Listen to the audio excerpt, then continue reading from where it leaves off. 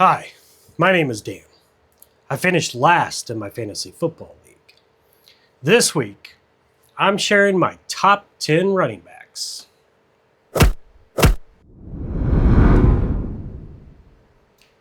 Running backs are up next as I work through the top 10 at each position group. This is also arguably the most important group to get right with your draft, as the drop-off between top tier, middle, and lower can be quite big, and running backs often go early and go fast in drafts.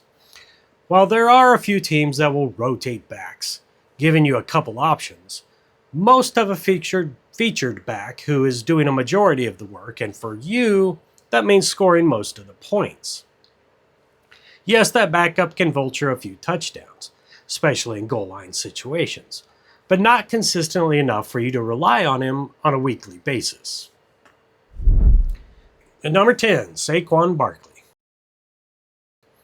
After an incredible 2024 season, 2025 was a bit of a down season for Saquon.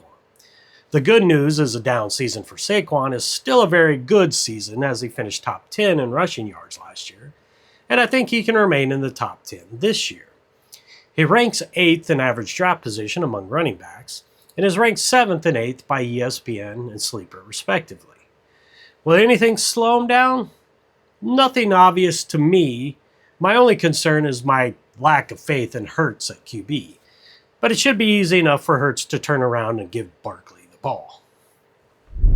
Number 9, Kyren Williams.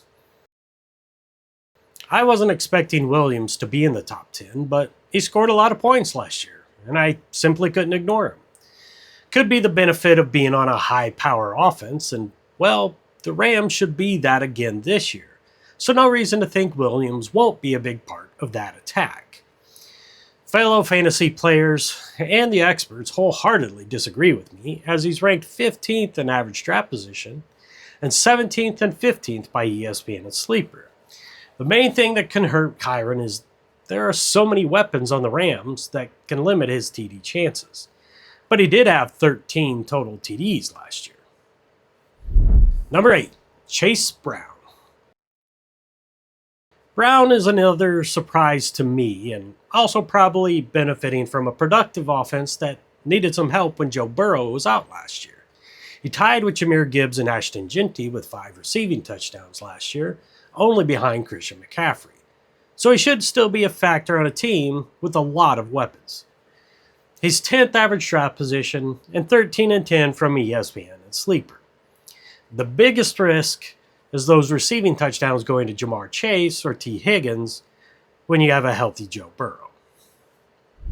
Number 7, Derrick Henry. Will he ever slow down? The Ravens had to rely on Henry more with Lamar's injuries last year, and he responded with nearly 1,600 yards and 16 TDs.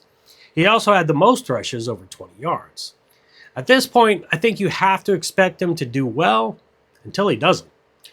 Ranked 12th average draft position and 10 and 13 by ESPN and Sleeper, you might be able to wait to draft him later than in previous years. He was second in rushing yards last year though, so don't wait too long. My concern, at some point he will slow down. Anyone's guess when that'll be though. Number 6, Devon Achane. I don't think anyone will be surprised by the rest of my list, though you may not agree exactly where I rank them. Achane was probably the one bright spot on an otherwise struggling to find an identity Dolphins offense. He was top 5 in rushing yards, top 5 in receiving yards, and had 12 total TDs. Even with a new coach and new QB, I expect he'll remain an important part of the Dolphins offense. He's ranked 7th in average draft position and 5th by ESPN and Sleeper. Even though I think he'll be an important part, the risk is the new Dolphins coaching staff and QB. It really could go either way, in my opinion. Number 5, James Cook. James Cook had the most yards rushing last year and 12 TDs as part of a very good Buffalo offense. Though the head coach changed, the new coach is their old coordinator, so I expect Cook's usage and stats to remain similar as a result. He's 5th in average draft position and 6th per ESPN in sleeper. Biggest risk with Cook is Josh Allen taking the goal line TDs, but that doesn't impact his value that much. Number 4, Bijan Robinson. Bijan was 4th in rushing yards, 2nd in receiving yards, and 3rd in points last year. Safe to say he's a top running back and has been for the last 2 years. He should remain an integral part of the Falcons' offense, though they need a healthy quarterback for an entire year. He's 2nd in average draft position and 2nd per ESPN in sleeper, so I might be the most negative on him by ranking him 4th. Biggest risk? Having a healthy Penix and avoiding the Tua show?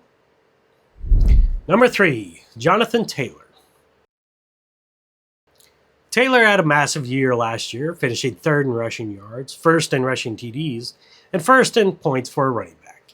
He also hurt my chances of avoiding last, and you can blame him for listening to me right now. Despite the massive year, he's 4th in average draft position and the same per ESPN and sleeper. Taylor's biggest risk is when the Colts decide to stop handing him the ball for some unknown reason, which happens more than you think for a guy who's twice been the top scoring fantasy running back. Number 2, Christian McCaffrey. Christian McCaffrey regularly finishes at the top of fantasy scoring for running backs, so it's crazy to think he won't be near the top again this year. The only years he wasn't in the top 3 are when he missed time due to injuries.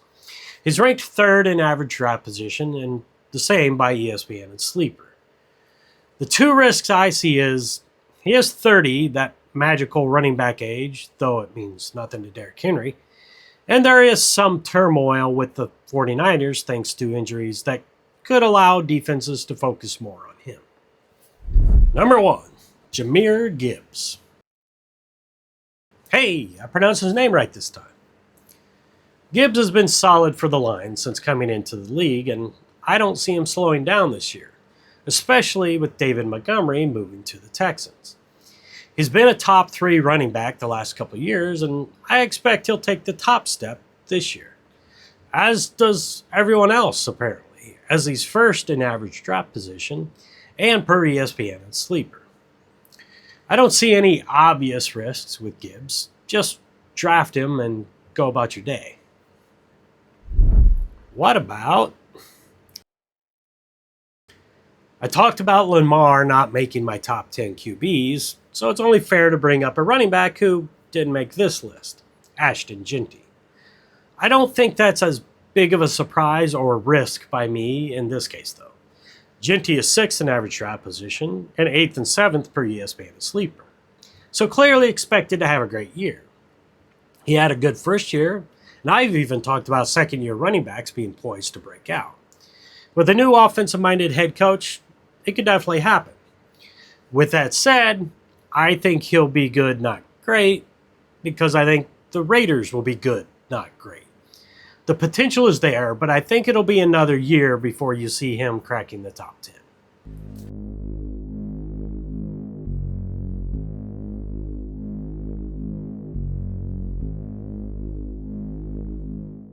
Did I do any better with my list this week? No? Well, that explains why I'm last.